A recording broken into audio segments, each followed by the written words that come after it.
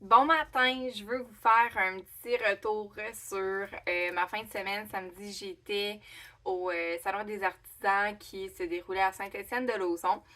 Euh, Ça a été vraiment une super belle journée. C'était la première expérience que j'avais pour un marché comme ça. C'était vraiment, vraiment cool.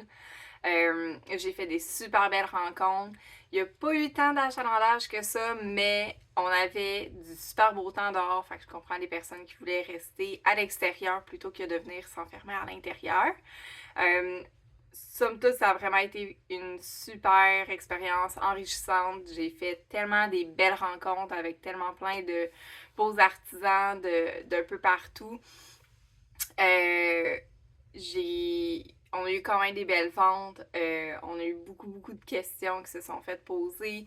Je sais qu'il y en a plusieurs qui m'ont posé des questions, surtout par rapport aux chandelles sans parfum, qui me disaient qu'ils réagissent beaucoup. Donc, en fait, je le le redis. Toutes les chandelles moulées peuvent être faites sans parfum, ça peut être fait avec un parfum vraiment plus léger. Les chandelles en pot aussi peuvent être faites sans parfum. C'est sûr que je le recommande un peu moins parce que ce qu'on aime le plus des chandelles en pot, c'est vraiment la diffusion de l'odeur. Mais pour les chandelles moulées, c'est sûr n'importe laquelle, là, ça peut être fait sans parfum, sans aucun problème.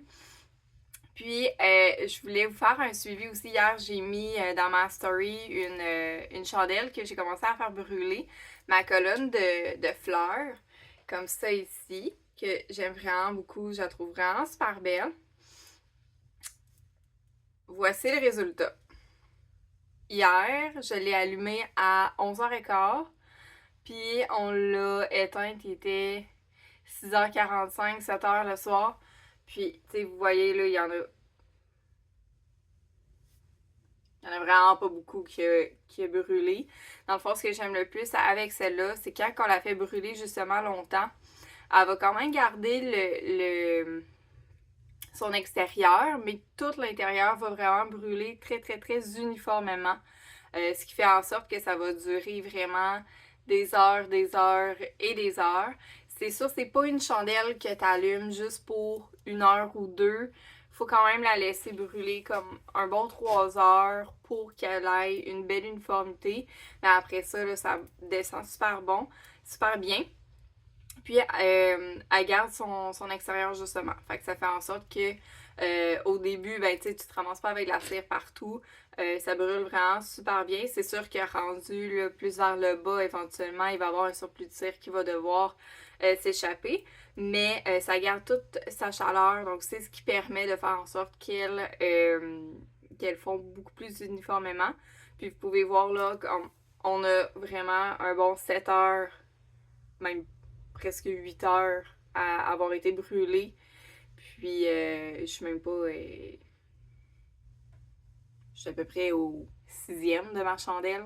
Donc c'est vraiment une chandelle que j'aime vraiment beaucoup. Donc comme vous pouvez voir, je fais des tests moi aussi.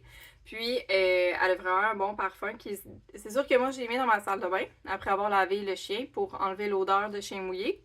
Très efficace, je vous confirme. Ça enlève toute trace d'odeur de chien mouillé. C'est vraiment merveilleux. Mais celle-là, c'était thé vert et poire blanche. Donc, c'est vraiment un parfum qui est super léger, super agréable, un peu fruité, mais tout en délicatesse. Donc, c'est vraiment pas une odeur qui est envahissante ou qui sent comme way too much. C'est vraiment un bon parfum, vraiment délicat. Puis, ce que j'aime le plus avec le mélange de cire que je fais, en fait, c'est que ça vient absorber les mauvaises odeurs aussi. Donc, en plus de diffuser un bon parfum, on va venir vraiment éliminer les mauvaises odeurs. Donc ça, c'est la colonne de fruits.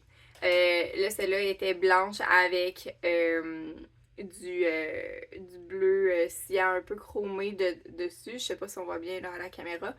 Mais je peux en faire là, de toutes les couleurs, de toutes les fragrances à peu près possibles. J'en ai vraiment beaucoup. Puis elle est à 20$ celle-là. Donc vous pouvez voir que pour 20$, là, c'est une chandelle qui dure vraiment longtemps.